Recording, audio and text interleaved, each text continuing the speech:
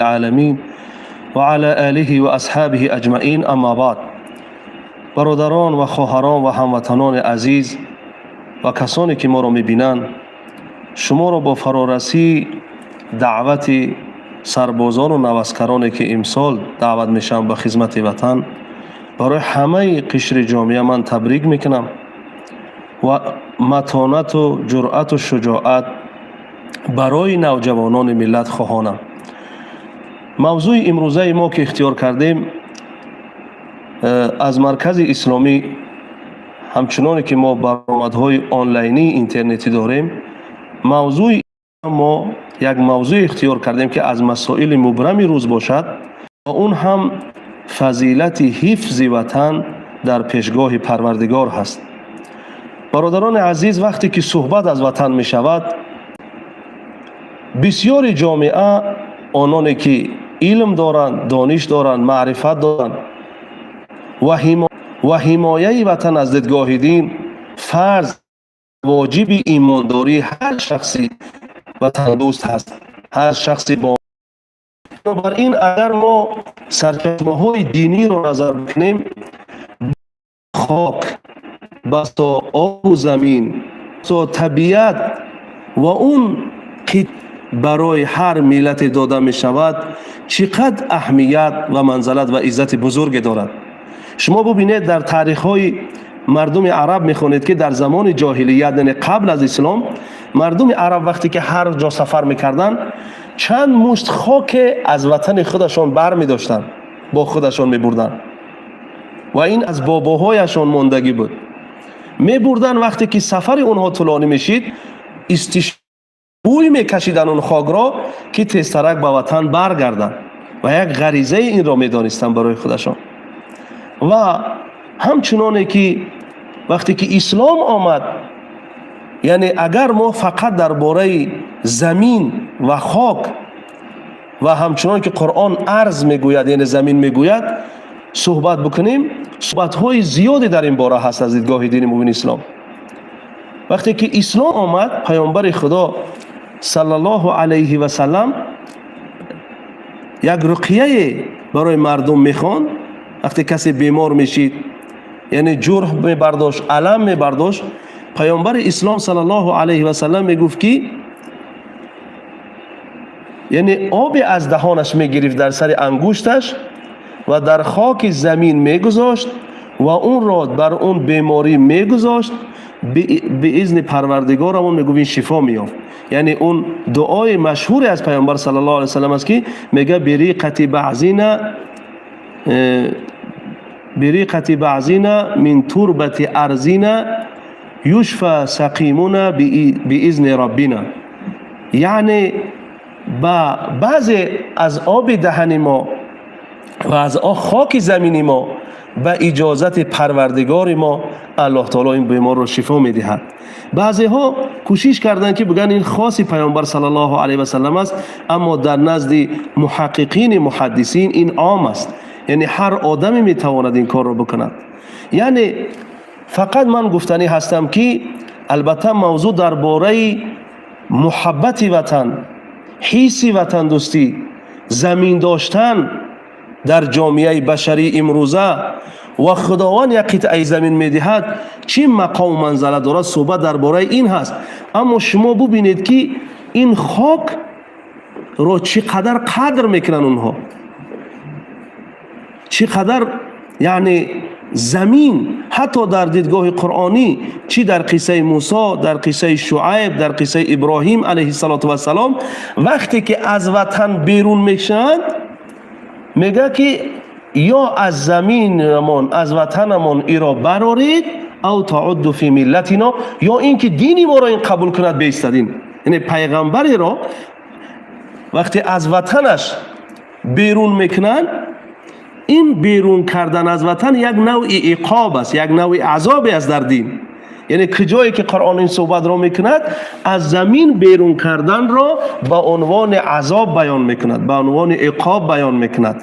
یعنی همچنانی که شما میدونید هر وطنی از وطن خودت میروی، اگر بهترین شرایط در اونجا داشته باشی، بازم مهر وطن، بازم محبت وطن تو را میکشد.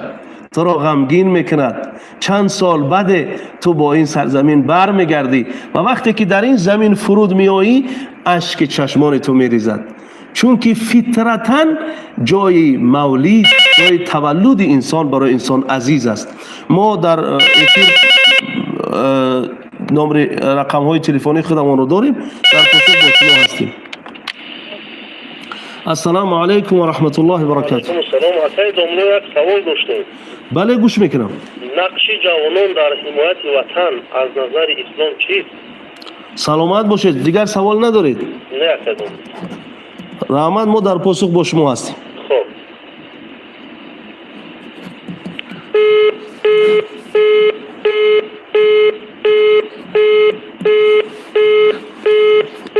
این برادر عزیزمان با همین موضوعی که ما و شما داریم، البته بعضی ها دنبال میکنن، سوالی با موارد کردن، میگن نقش جوانان در حمایه وطن چی باید باشد؟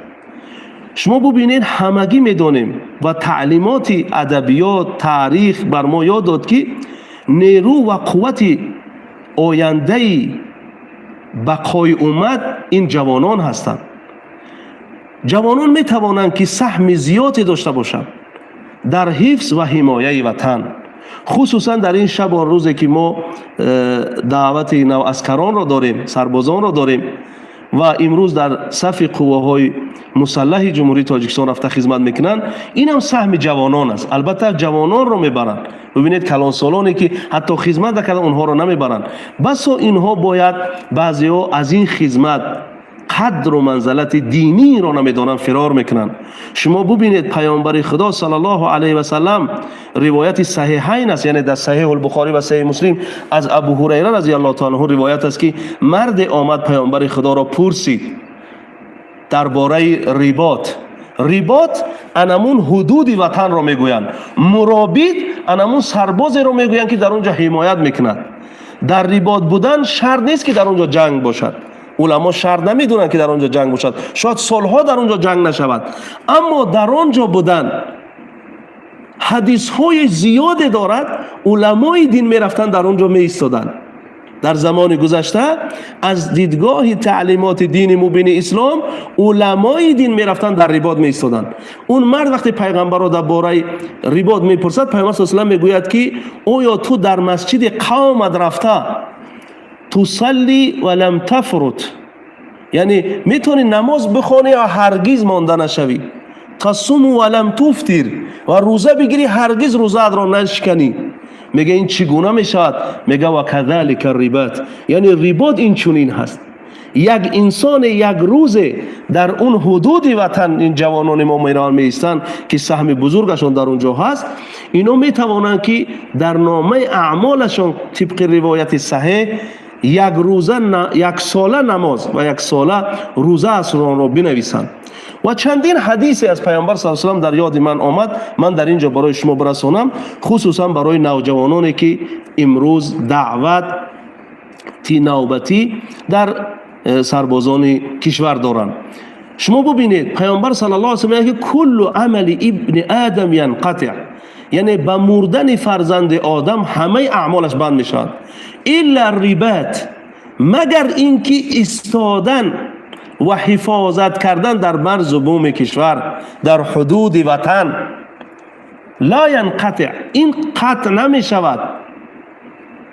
انه ینمو له الى یوم القیامه، یعنی تا روز قیامت این زیاد می شود در نام اعمالش. بله سلام علیکم.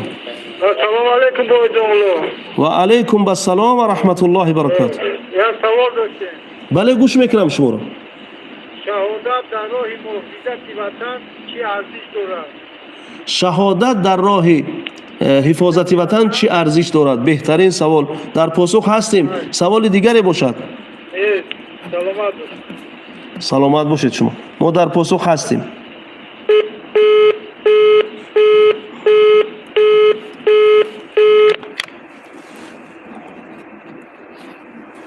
شما ببینید برادران عزیز، پیامبر صلی الله علیه و سلم گفتن که همه اعمال فرزند آدم بند می شود مگر اون رباطی که چند سال چند روز ایستادن در رباط در حدود وطن از 1 ساعت سر می شود. یعنی رباط می شود 1 ساعت باشد، می شود 40 روز باشد، چند زیاد شد اونقدر فضیلت زیاد دارد.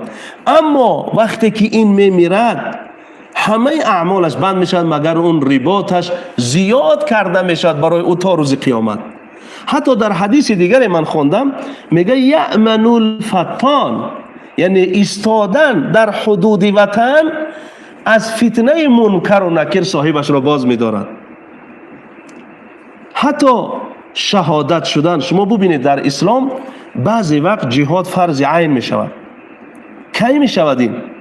در فقه اهل سنت و الجماعت، در فقه علمای دین، وقتی که در حدودی که خداوند یک وطن را برای من و شما داده است، به عنوان مثال مثلا ما در تاجیکستان عزیز زندگی میکنیم و وطن برای من و شما داد و امنیت و استقلالش را برقرار کرد که در اینجا خدمت شایسته اساسگزار صلح و وحدت ملی پیشوای ملت هستند که ما و شما باید برای عمر ایشان، برای بردباری ها در زندگیش دعا داشته باشیم.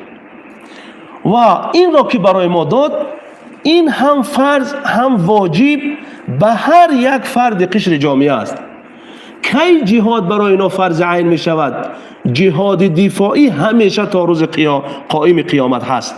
وقتی که دیگرها می خواهند در ارض، در آبرو، در حدود این سرزمین داخل شوند، برای هر یک قشر جامعه، پیر، جوان، زن، مرد، همه فرض عین می شود که جهاد فرض عین می شود که اینا دفاع بکنن از وطن.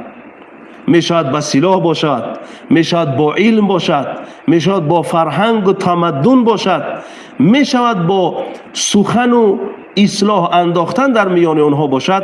باید همه اینها در جهاد باشند و در اون زمان جهاد فرض عین هست. انامین همون جهادی است که می تواند زن به اجازت شوهرش در اون مرز برسد برای حمایت وطن. بنابراین بسا شهادت مقام بلند دارد. پیامبر صلی الله علیه و سلم در یک اثر خواندم که عبدالله ابن عمر که از جوانان صحابه بودند، اون رو میگوید که پیامبر صلی الله علیه و سلم که ای عبدالله، 1 ساعتی تو در رباط گذرانیدن خیر لک ان تعبد الله عند حجر الاسود. یعنی ای عبدالله، 1 ساعت برای حمایت وطن ایستادن تو، این بهتر است برای تو ای عبدالله که خداوند را در کعبه در نزد حجر الاسود عبادت کنی. بنابراین در نزد علما اتفاق است که در مقام کعبه ایستادن فضیلت دارد یا در مقام رباط، در اون جایی که حمایت وطن می شود، یعنی در اون مرز و بوم ایستادن، در اون زمینی که حمایت کرده شود باید وطن. علما میگه اون فضیلت دارد، چون که منفیت اون عام است و منفیت این که تو عبادت میکنی خدا را، این خاص بر خودت هست، برای نفس خودت. در اونجا منفیت عامه مردم وابستگی دارد. بسا حمایت و شهادت و فضیلت زیاد وطن را حمایت کردن دارد. خوش به حال اون جوانانی که در این هستند. حتی در حدیث دیگر در یادم میاد که خوانده بودم که عینان تحرسان، 2 چشم در آتش جهنم نمی سوزند.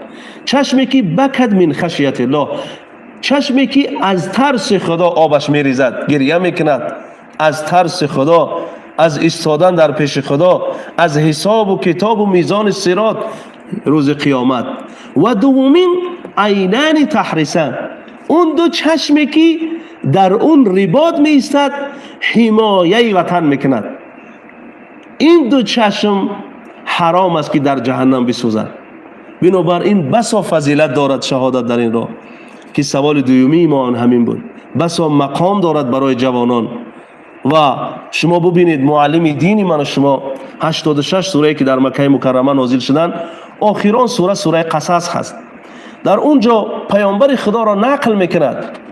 حتی پیامبران، شخصیتان بزرگ، جوانان، زنها، حتی حیوانات، حیوان در یک جای به دنیا می آید، کلان می شود، مهر در اونجا دارد، وقتی اون رو در یک ناحیه دیگر می فروشند، گم میکنن، اون رو می آیند از همون وطنش پیدا میکنن. حتی پرندگان، این فطرت همین است که هر یک چیزی که در کجای ولادت می شود، نما می آود، اونجا را دوست می دارد. برای همون معلم دینی من و شما صلی الله علیه و وقتی از وطن، از زادگاهش برآورده شد، به سوی مدینه منوره روانه کرده شد، پیامبر ما آهسته آهسته قدم می زدند، در اون مقام رسیدند که از اونجا مکه را دیده می شد. و این آخران سوره مکی هست، سوره قصص، که در اونجا صحابگان دیدند که از پیامبر صلی الله علیه و سلم طرف مکه نگاه میکند و اشک میریزد برای زادگاهش، برای برآورده شدن از اونجا. در اونجا بود که وقتی گرد بر اون را گرفتن، پیامبر خدا مکه را صدا کرد، وطنش را گفت ای مکه، یا مکه اینکی مسقط رأسی، ای مکه تو جای ولادت منی، در تو باب و اجداد و بزرگان من دفن شدن. و اینی اعلم، و من میدونم، احب البلاد الی الله، تو دوست داشته‌ترین و تنها نزد اللهی و نزد من هستی. سعود الیک، اول من به طرف تو میایم، برمیگردم. اونجا بود که خداوند آیت نازل کرد، استعیذ بالله ان الذي فرض عليك القرآن لرادوك الى المعاد. معاد با اتفاق مفسرین مکه هست، یعنی ای محمد صلی الله علیه و سلم، امروز امر به هجرت شد که شما مدینه بروید و خود قوم مکه را بیرون کردند. پیغمبر در همون صحبتش میگوید که ای مکه، اگر قوم تو مرا بیرون نمیکردن، من از تو بیرون نمی آمدم. در اونجا پیامبر صلی الله علیه و سلم میگوید که آیت میگوید که ای پیامبر صلی الله علیه و سلم، اون ذاتی که بر تو قرآن را نازل کرد تو را به وطنت برمیگرداند. از اونجا بود که پیامبر اسلام صلی الله علیه و سلم قدمهاشون را کتا کتا ماندن به سوی مدینه. اصحاب کرام را به نزول این آیت خبر کردند. گفت که وعدنی ربی و انزل علی آیه، مرا پروردگارم وعده کرد و بر من آیت نازل کرد که ای محمد صلی الله علیه و سلم، من تو را به وطنت برمیگردانم. بنابراین از اونجا پیامبر خدا در سیرت میاد که اشکای خود را پاک کردند و بزرگ بزرگ قدم ها را به سوی مدینه گذاشتند، چون که وعده گرفتن که به وطن برمیگردند. بنابراین چه در قرآن، چه از دیدگاه سنت، چه از ادبیات ها و تاریخ گذشتگان من و شما، همگی ما میدانیم که مادر این گنجینه، این گوهر، این فخر من و شما، این عزت داشتن که در یک وطن ما می رویم، پاسپورت خود را در اونجا میگذاریم، نوشته شدگی است که این شهروند جمهوری تاجیکستان است، این را باید مثل گوهرک چشم نگاه کرد و از ایمانداری من و شما هست. السلام علیکم و رحمت الله و برکاته. سلام علیکم و رحمت الله. و علیکم السلام و رحمت الله. ایشون آنلاین هستی خوبی؟ بله گوش میکنم شما را. دیدم که پخش مستقیم است، سوال داشتم از این سوال چون؟ بله گوش میکنم. وقتی که بالای پیامبر علیه السلام فشار آمد به مدینه هجرت کردن، چه احساسات داشت نسبت مکه مکرمه؟ سلامت باشید برادر عزیز، شاید شما افیر سخنهای اخیر را گوش نکردید، ما در همین سوال در پاسخ هستیم با شما. سلامت باشید. سلامت باشید.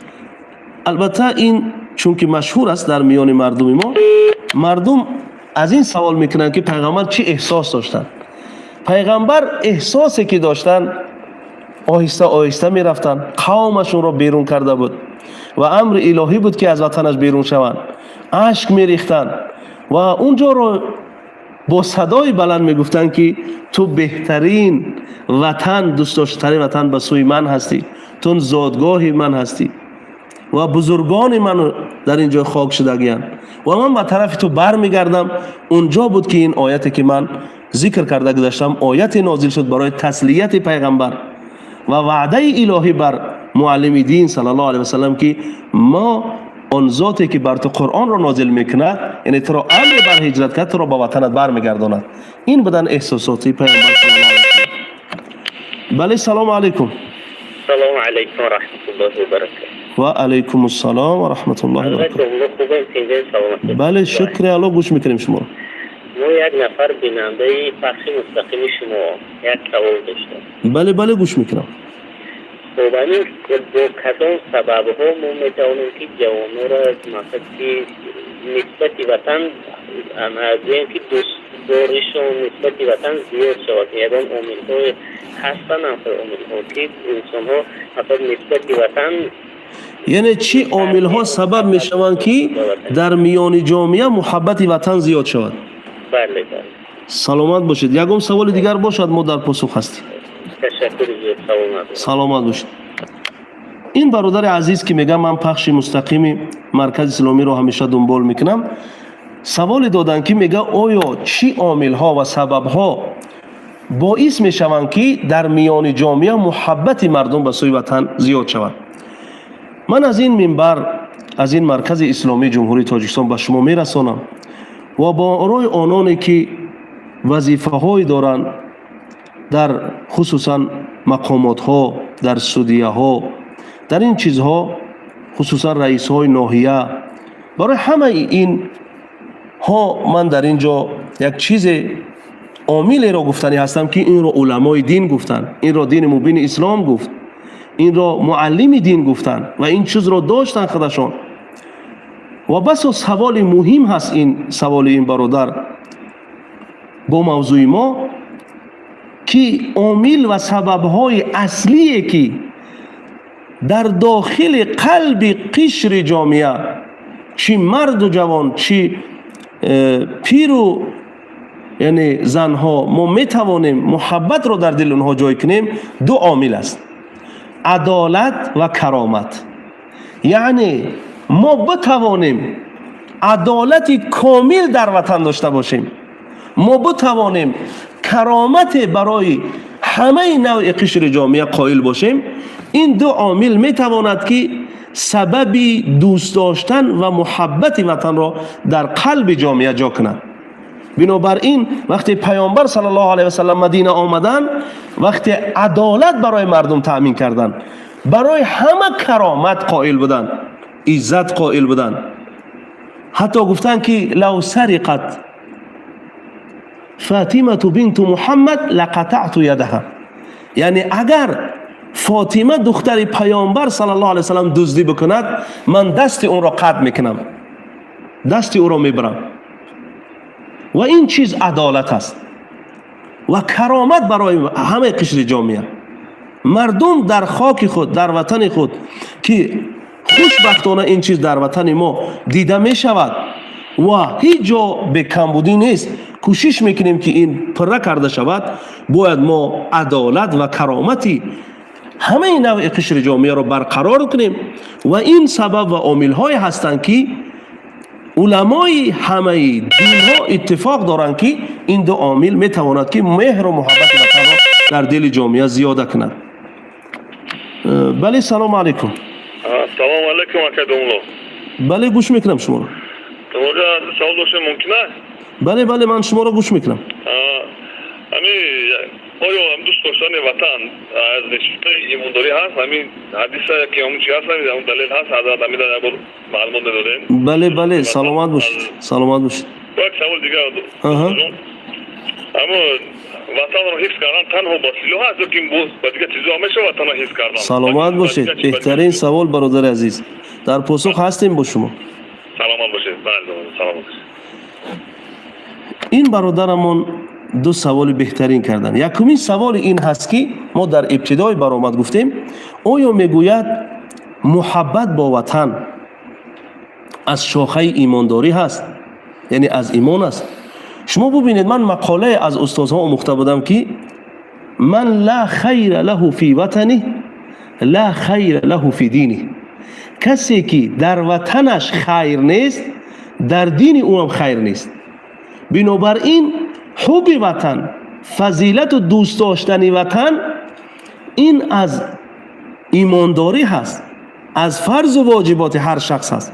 همین وطن هم یک عائله بزرگی هست که همه ما و شما در اون سهم داریم و هر انسان ایماندار و اسلامدار میداند که از این آیه ها، قصه ها، حدیث هایی که ما بیان کردیم، وطن بسا مقامی کلان در جزء ایمانداری و اسلامداری من شما هست و ملت اون قطعه زمینه که خداوند اونها رو میدهد. بسیاری ملت ها هستند که در روی زمین ندارند، بنابراین پریشان هستند.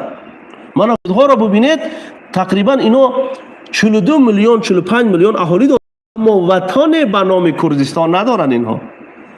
اینها در یمن، در عراق، در سوریه حمایه وطن فقط به سلاح است. نه برادر عزیز، حمایه وطن البته به سلاح نمی شود. در جامعه بشری امروزه بهترین سلاح ها را باید ما در وطنمون ایجاد کنیم، داشته باشیم، دانشمندانی داشته باشیم که بهترین سلاح ها را باید آماده بکنن. با سلاح می شود، اما تنها با سلاح کفایت نمی کند.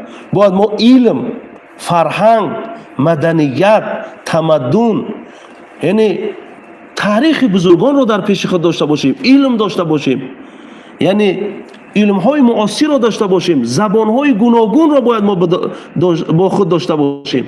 با همه اینها می توانند سلاح برای حمایت وطن باشند. شما ببینید یک جوان می رود در یک وطن دیگر، پرچم این وطن رو بر می دارد، اینم یک حمایه از وطن است، اینم یک حمایه از وطن هست. یک دختری بودن در زبان متماتیکا رفته در پرچم تاجیکستان را در روسیه و دیگر دولت ها برداشتن. اینم بهترین سلاح علم است. اینم میتواند که وطن در کره زمین به نام تاجیکستان هست که چنین دانشمندان دارد، از دختران، از مردان، از زنان. نه تنها سلاح، علم هم میتواند سلاح باشد. ایجاد کردن کارگاه ها میتوانند این پیشروی برای حفظ حمایه وطن باشد. و شما در پاسخ ما در سوال های شما هستیم و در اکران رقم ما هست، اما یک چیز در یاد من زد. شما ببینید زمین داشتن، خاک داشتن، ما باید محبت خاصی بر این چیز داشته باشیم. وقتی که حضرت عمر خلیفه مسلمان ها بودن، سعد ابن ابوالوقاص را با سوی مردم فارس روان کردند که سلام اون را بیارن برسانن، اسلام را بیارن برسانن. اون وقتی که در قریبی مرز فارس ها رسید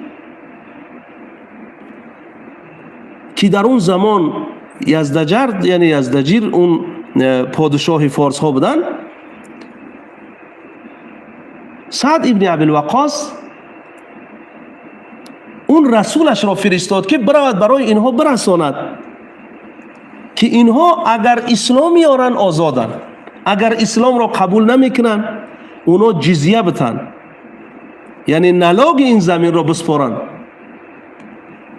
در خلافت اسلامی. اگر این را که نمیکنن فالحرب بیننا، ما می جنگیم با اونها. وقتی که این پیش اون پادشاه در آمد، ملک اون زمان که به نام یزدجیر، میگه در آمدن در اونجا این به عنوان مسخره در یک کیسه، در یک خلطه این قدر خاک پر کرد و در دست این داد، در این فرستاده سعد ابن ابوالوقاص گفت که من همین جواب است. یعنی استهزا کرد با فهم خودش، مسخره کرد، گفت این جوابی همون است، بر بتید. وقتی اون از اون درگاه پادشاه بیرون میشدن که رستم در اون زمان سرلشکری همون زمان بود، اون را دید، گفت کی هستی؟ گفت که من فرستاده اون امیر مسلمان ها هستم و این چیزها را رساندم و اون به عنوان مسخره و به این چی برای من چند مشت خاک داد در این خلطه، همین را میبرم به سعد ابن ابوالوقاص میرسانم. اون با شست آمد پیش پادشاه در آمد، اون رستم اون قائد و سرلشکری اون زمان در آمد و اون پادشاه را گفت که تو چیکار کردی؟ گفت که من مسخره کردم اون که از طرف مسلمان ها روان کرده شد. گفت تو مسخره نکردی، تو هلاک شدی، تو هلاک کردی.